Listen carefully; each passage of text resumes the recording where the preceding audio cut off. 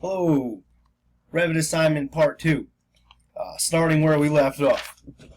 I'm on step 17. This is page 25 of your handout that's available on Vanco Hall. And this step we're going to look at inserting doors and windows. So here's the 3D view. I'm going to go to my first floor view. And let's see, we're going to start with some doors.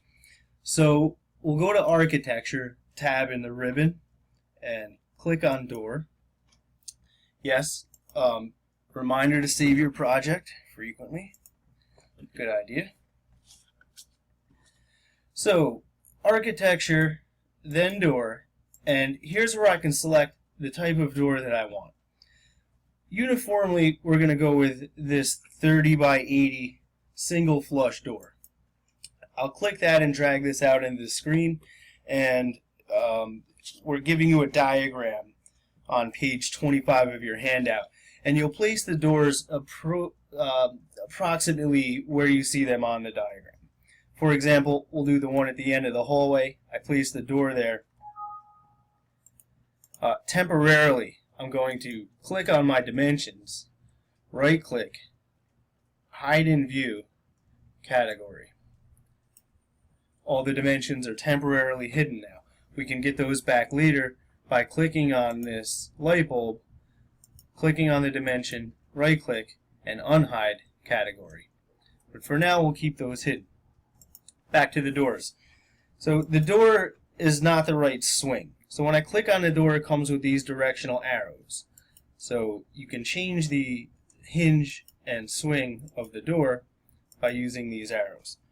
This is the right orientation. I'll again go to the door icon and putting in doors. Now I may just go ahead and put all the doors in, come back and tweak them later. This is an entry door that you see over here on your handout.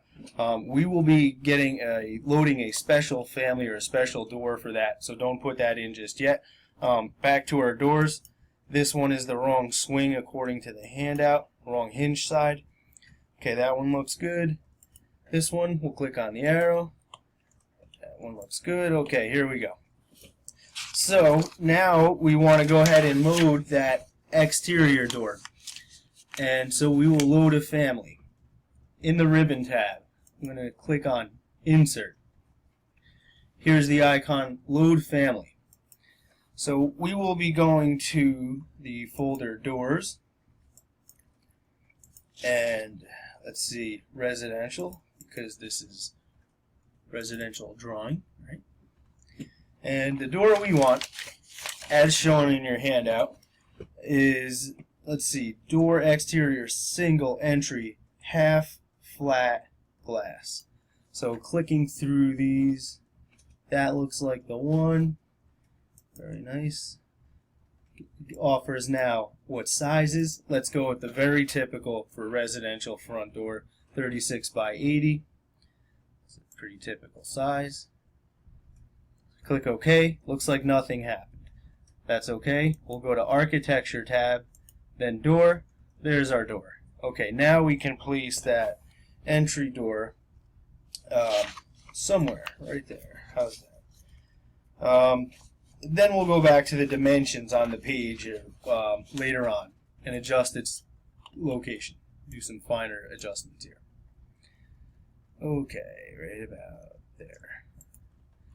Alright, let's give this a look in 3D. Looks good so far. What I'm looking at is that all the doors are in place and that they're on the right level, which when I click one, it says that it's on the first floor level and there's no offset or sill height, so that's good. This looks good. Looks like we can put in some windows now, but not after one more door. This will be another family that we load, so we'll go to Insert, Load Family, Doors, Residential, and now what we're looking for is a double exterior, double glass. So this is the one at the top of the list. I'll hit OK. And the size we're looking for is 72 by 80 That's 6 feet wide by 6 foot 8 inches tall. Click OK. This thing is loading. We go to architecture, door, and here. Now when I go to place this door, these blue dimensions present themselves on the screen, so I can nudge it around with the mouse before I pin it down, and now that I see it's 10-9 and 10-9, I know that it's right in the middle. I'm going to pin that door down, and there it is. So now we can add some windows. So windows, again, we'll go to Insert, Load Family, Windows, and let's see, how about a double hung with trim? Sounds good. Click on that. Didn't ask me for a size that time. That's okay. Let's go down to architecture, and we'll try to insert this window. And we'll go to the type properties, or look what we have available to us. And the size we're going to use, how about 36 by 48. So one thing we want to adjust here is the head height. Right? Let's make this 80 inches, which is 6 foot 8, a very typical residential head height. So moving along, on page 31, you will see the plan with showing the windows, diagrams of the windows. So I'm just going to go ahead and approximately place these windows, but what I can tell you about these are that they're all 5 feet from the center line of the exterior. For example, there's one. So I go around the corner and I nudge the window around the wall till this says 5 feet. Right there. And uniformly, the windows are 5 feet out of the corner. So, there's that one. Except for this one, of course. We'll put that 5 feet away from that interior wall. This one here, 5 feet. Alright.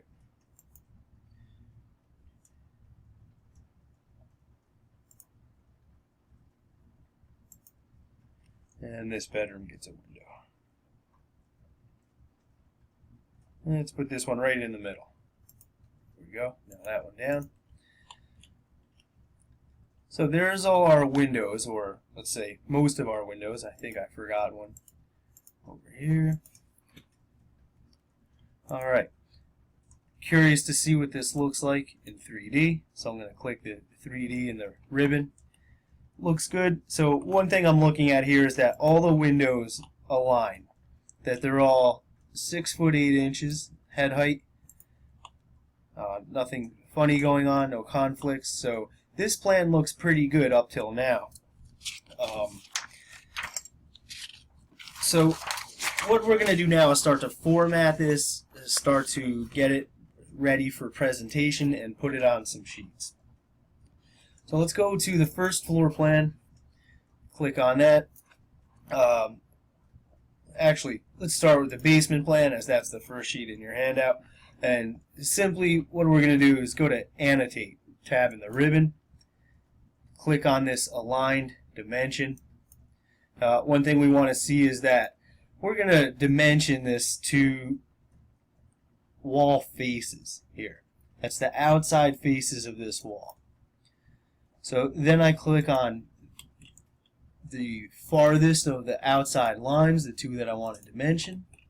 Just like this, they'll highlight when they're right there. Okay. 2 dimensions here should be just fine. Let's go now to the first floor. And remember before, we hid our dimensions. So I'm going to click on this Reveal Hidden Elements light bulb. And there they are. Now, I think I will, I'll click on one of these and unhide in category. Then I'll uncheck this Hidden Elements light bulb icon. So here are all my dimensions. These look pretty good. The one thing we'll have you change though is that we'll grab this dimension, and when I activate this dimension by clicking on it, it presents itself with these witness line grips. So when I click on this, you'll see that it switches positions from center line of wall to inside to outside. Let's go ahead and put that to the outside of this wall. So the first dimension coming from the outsides will go to the face of the outside wall. Alright, so face of outside exterior wall to center line. Let's see if it will pick this up. Center line of interior walls. So this is ready to dimension to the center line. I know this because it presents a blue dashed line. So I'll click there. So this is for when a framer is laying out these interior walls and spots, they're pulling the measurements off of the end plywood, the floor, and then they're going center lines on the 2x4s. So that's why we dimension it like that. So going around, complete this plan will get completed. You'll go around and add the rest of the dimensions like this. Let's see. Make sure that these all go to the outside wall. So refer to your plans on page 32 and make sure you have all the dimensions in there that we're showing. I'm going to skip past adding them all. So the next thing, and one of the final steps, is getting ready to print this, setting up the sheets. So first thing we need to do is we're going to load a title block. We're going to get a new title block in here, 11 by 17. So up in the ribbon, we'll click on Insert, Load Family. Then we're going to look for, there's a folder called Title Blocks all the way down at the bottom. The one we want is B, 11 by 17. Hit Open. Again, nothing happens. That's okay. So now over to your project browser. I'm going to look for Sheets. Here it is. I hover the mouse over Sheets and right click. I'm going to click on New Sheet. And we get to choose which title block we want. We can choose the one we just loaded, B, 11 by 17. Get that in there. So if you're familiar with AutoCAD, you'll recognize this as kind of being Revit's version of the tabs down at the bottom, or the layouts, sheet layout. It's a little different, not very different. Here's the convenient thing, the great part about this is I look at my project browser and I'm just going to simply grab the word first floor, drag it onto my sheet, and place it in the middle of my sheet. Now that looks a little small to me, so I look at my properties palette and I see that the scale is set to 1/8, when in fact this scale should be set to 3/16 inch equals 1 foot. So I'm just grabbing this by left clicking it and using my up and down arrows to nudge this plan into position, centered on the sheet right about there. Now as I zoom out, I see my title for this drawing is way down here. Now I just click on the title, not the viewport. I drag the title up onto the sheet. Now by clicking the viewport, this title presents a grip. I drag that grip into the sheet. Deactivate that. This sheet looks like it's ready for printing, for presentation. You of course would fill this in by double clicking. Make sure you get all these fields filled out appropriately. So there's one sheet. This is one part of your assignment. Let's make another sheet. We'll go to, let's see, New Sheet. Add this. Okay. Let's see.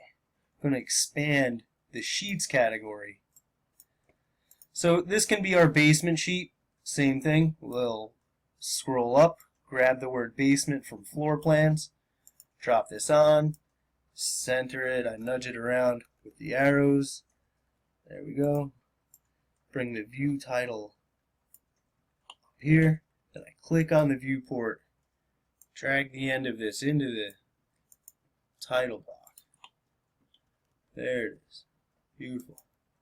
Something like that. This looks okay. One more sheet. We'll put a 3D view on here.